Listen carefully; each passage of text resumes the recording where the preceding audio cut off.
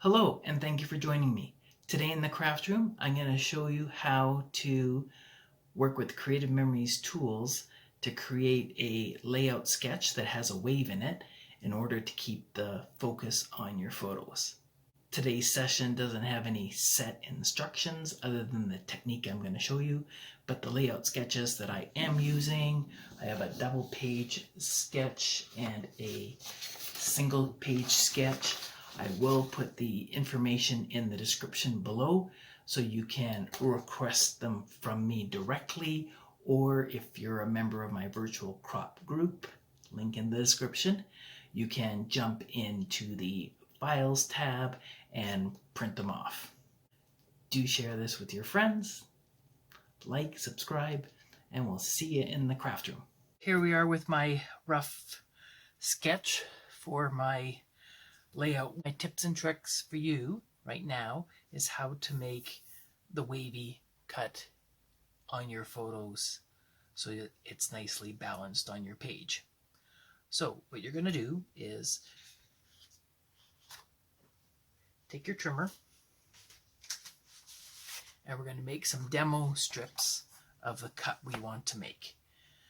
I've already got my first cut on this one, and I don't know if I want a tight wave or a long wave on my photos yet, so I'm just going to go with I'm going to make one of each. So you go about 1/2 inch on your blade, because that way you'll be cutting into your photos 1/4 inch each on either side, which will give you enough of a wave to match the blade without going off the edge of your photo. So there's my 1/2 inch strip on my wave.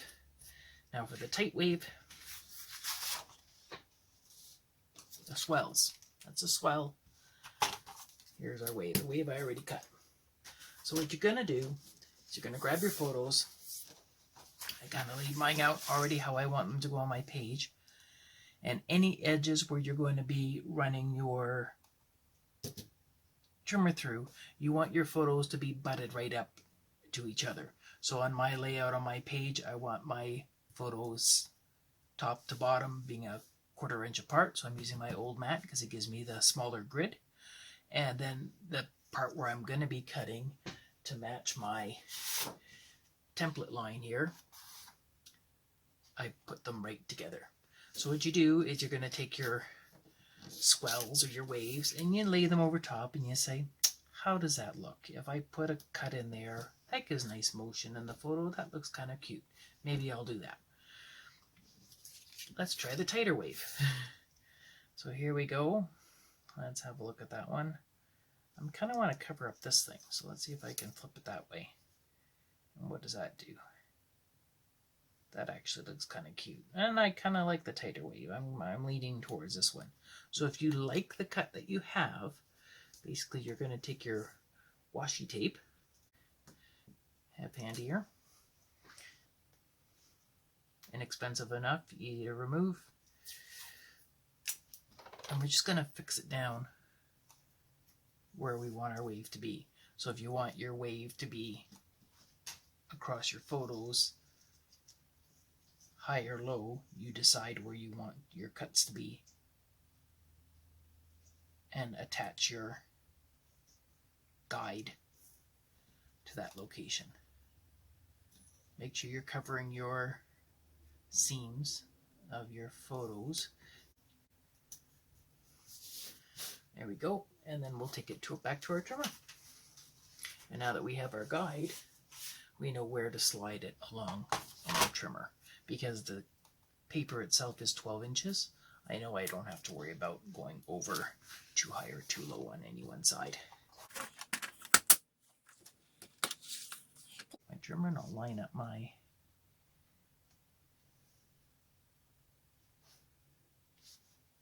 guide on my wave. And you can see in the track here, when you're going over the edge, if you're okay back and forth. How about close you can see, just up here on the top. Right, and we're ready to cut.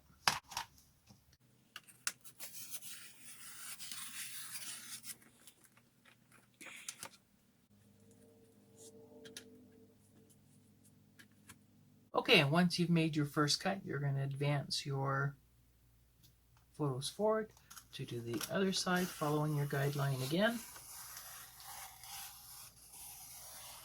to get the other half set of the photos.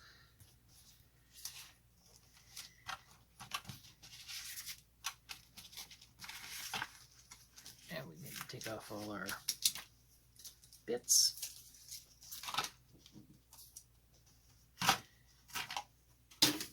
I don't know what background page I'm using yet. I've only got this far in my layout. And we can line this up, and that's what it's going to look like on the page with some wave and some motion. Alright, I'll show you my completed page when I'm done.